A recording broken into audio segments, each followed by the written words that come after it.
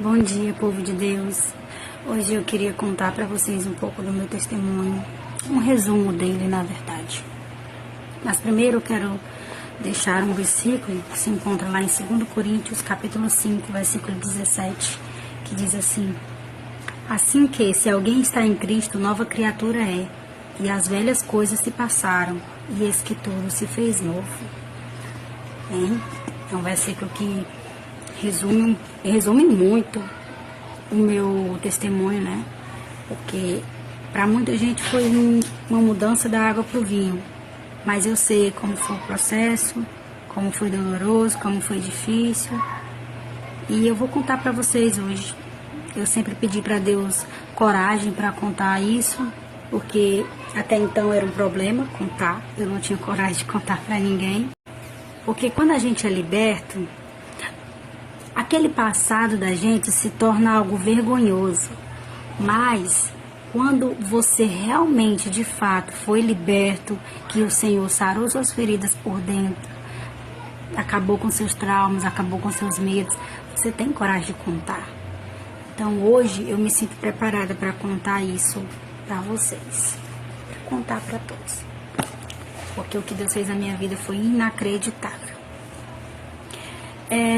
Quando eu tinha 13, 14 anos por aí, ou menos, o inimigo já trabalhava na minha mente com coisas que contrariavam o que Deus dizia que eu era, né? Que eu sou. Eu me sentia como se eu não pertencesse ao corpo que eu nasci. Pois é, gente, e aí eu não me identificava como mulher. Mas até então eu não tinha tido relacionamentos homossexuais ainda. Eu era só pensamentos, era só aquela tendência a ser. E eu era evangélica, né? Eu nasci e me criei em um lar evangélico, cristão. Aí Deus usou a dirigente, não era a pastora, ela era dirigente da congregação nesse tempo. E um dia eu estava em casa, mas da minha mãe, todo mundo. Aí um dia a dirigente chegou e ela falou pra mim que Deus tinha mandado ela me dizer que havia um espírito maligno rodeando a minha vida e que ele queria me jogar na lama. E era um espírito de homossexualidade. Claro que eu tinha certeza que ela estava certa. Mas de alguma forma eu não dei ouvido. Eu não quis acreditar, eu não busquei a Deus, eu não orei por libertação, eu simplesmente, mesmo sabendo que ela poderia estar certa, eu duvidei. Porque na minha cabeça eu achava assim: Deus me fez assim. Se eu não me sinto como mulher, porque eu não sou. Se eu não me sinto bem com o meu corpo, é porque não é. Se eu não me identifico assim, é porque eu não sou. Eu posso ser o que eu quiser. E nada errado se te faz feliz. Gente, essa frase é puro cão aqui nessa frase. Mas era o que eu acreditava. E além de eu duvidar disso tudo, eu me afastei da igreja, me afastei da congregação, da oração. Gente, me aproximei de coisas que me trariam era só um empurrão para me entrar diretamente naquele buraco, naquela lama onde foi profetizado que eu entraria. E depois que meus pais se separaram, aí eu morei com meus pais, morei com a minha mãe, e ficou naquele vai pra lá e vai pra cá. Foi um tempo muito complicado, resumindo. Eu tive, sim, uma vida de homossexualidade por completo, vamos dizer assim. Mas eu sempre pedia para Deus me libertar, para Deus me tirar daquela vida, porque eu sabia que aquela vida não era para mim. Eu passava noites na rua, bebendo. Depois disso eu passei a usar droga. E quando as coisas apertavam, eu me desesperava, eu tive crises de ansiedade. Fui várias vezes para a UPA da cidade que eu morava, com crise de ansiedade, desesperada total, às vezes bêbada. Não comia de jeito nenhum, não me alimentava direito. E depois que meus pais se separaram, aí eu morei com meus pais, morei com a minha mãe, e ficou naquele vai pra lá e vai pra cá. Foi um tempo muito complicado, resumindo. Eu tive, sim, uma vida de homossexualidade por completo, vamos dizer assim, mas eu sempre pedia pra Deus me libertar, pra Deus me tirar daquela vida, porque eu sabia que aquela vida não era pra mim. Eu passava noites na rua, bebendo. Depois disso eu passei a usar droga.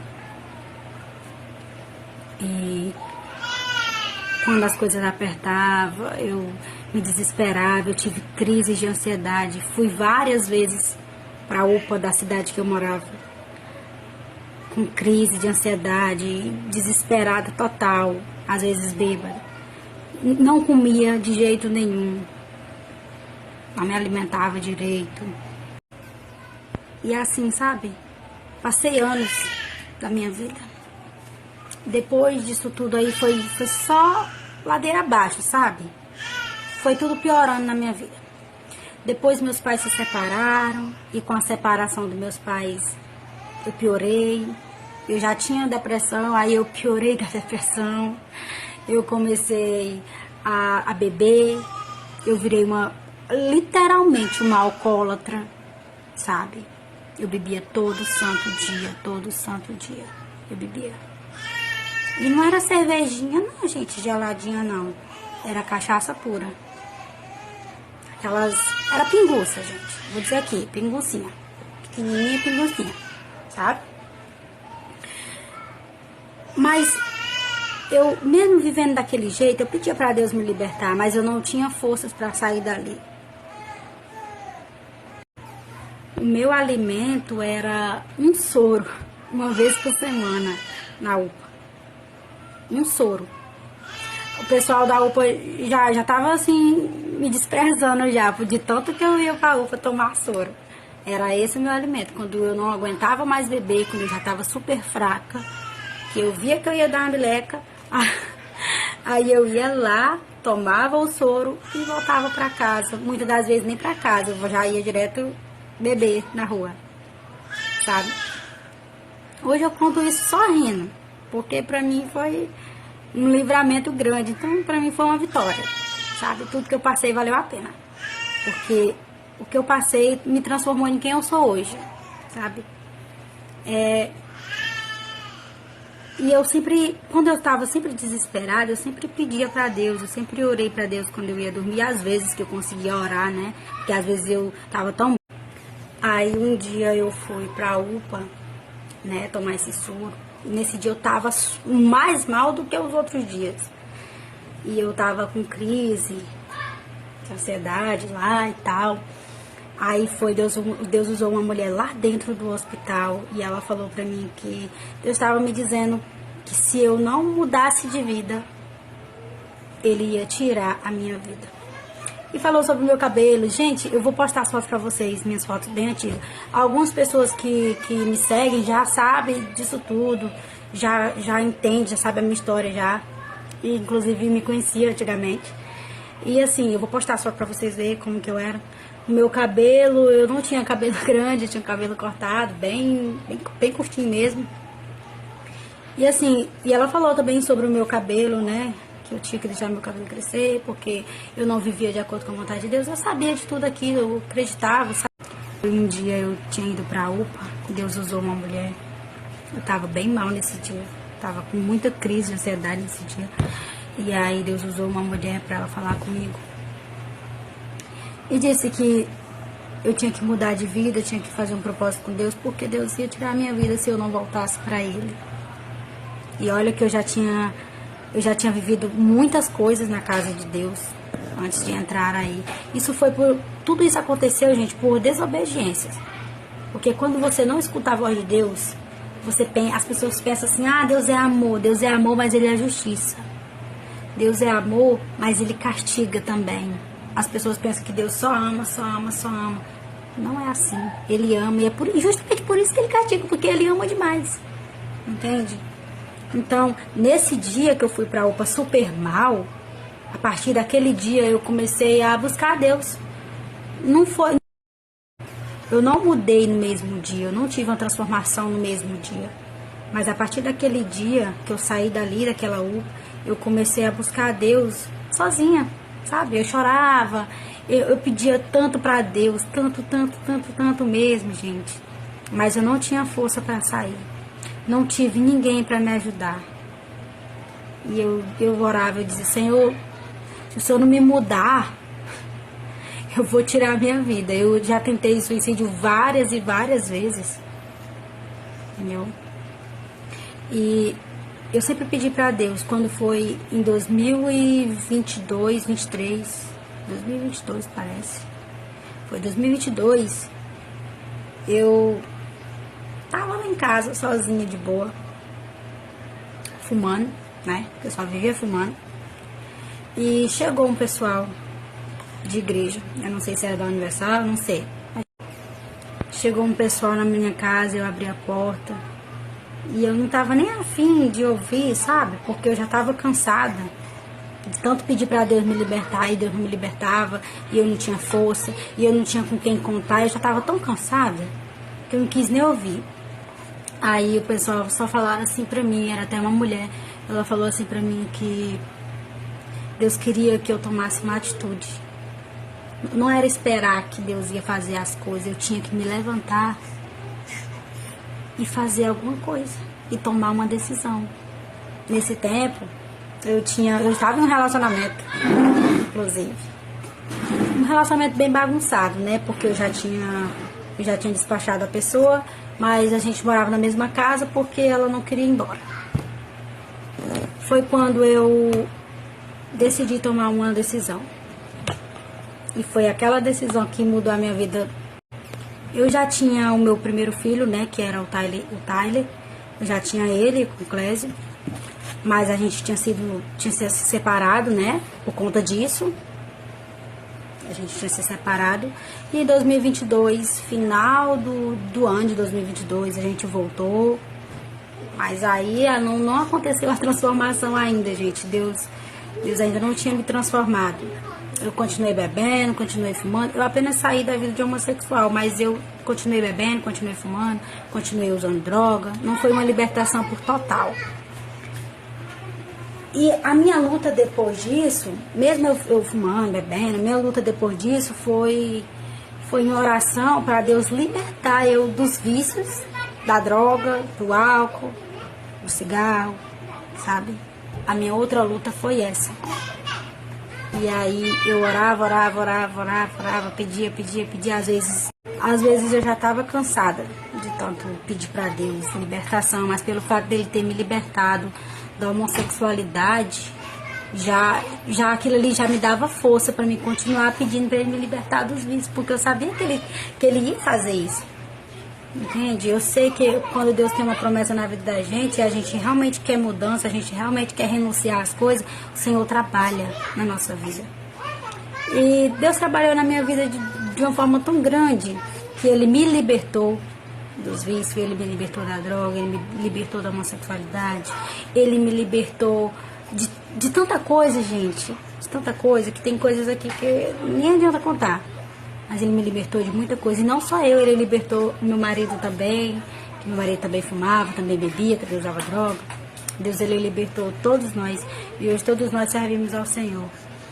E eu quero que esse testemunho, eu conto esse testemunho assim, porque tem pessoas que vivem nas drogas, vivem na bebedeira, vive na homossexualidade e acha que nasceu assim, e acha que Deus vai condenar essa pessoa, entendeu? E quando o Senhor, Ele não condena pronto, agora, né? Ele não condena você agora, Ele vai condenar você no juízo final, se você não se arrepender dos seus pecados, se você não renunciar os seus próprios desejos, se você não renunciar o que o mundo diz que você é, se você não renunciar e simplesmente fechar os olhos para as coisas de Deus, simplesmente fechar os olhos para a vontade de Deus, aí sim você vai ser condenado, sim. E eu sinto muito dizer, o caminho de quem não se arrepende é sim o inferno. É sim.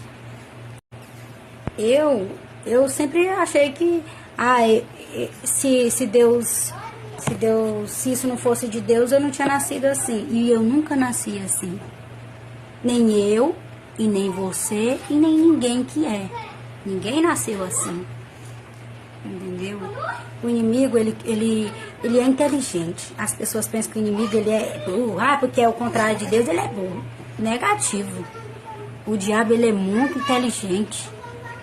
Ele é tão inteligente que ele sabe que para ganhar uma pessoa tem que começar pelo lado mais fácil, que é a sua mente. Entendeu? Ele entra na mente. Ele faz você acreditar em coisas que você duvida. Entende?